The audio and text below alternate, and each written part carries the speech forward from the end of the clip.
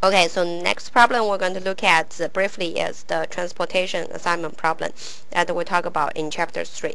Okay, the transportation problem we talk about in chapter 3 is a special case of this transshipment problem because it only has the supply node and the demand node, no transshipment nodes.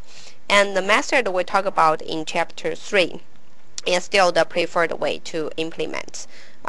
For this kind of problem, we won't use the inflow minus outflow equal to less than equal to greater than equal to the supply or demand. Okay, we'll still use the constraints that we set up in chapter 3 to implement the problem. But what we talk about in this chapter, the balanced flow rule constraint applies to this type of problem too. Okay. Then the next type of problem I'm going to talk about is called the generalized network flow problems. Okay, in some of the problems, a gain or a loss may occur in the flows over arcs. Okay, for example, when oils or gas get shipped through a leaky pipeline, they may a loss will happen along the way. Okay, some imperfections in raw materials entering into a production process. Okay, so there will be a certain percentage of the yield rate happening in that production process.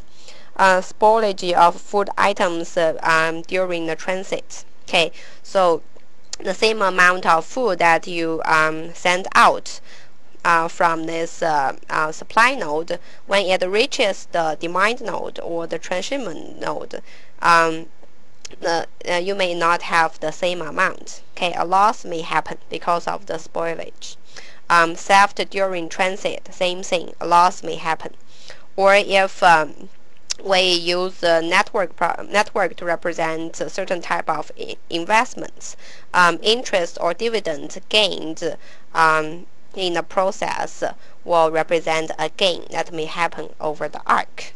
Okay, and these problems require some modeling changes, and we'll talk about them here.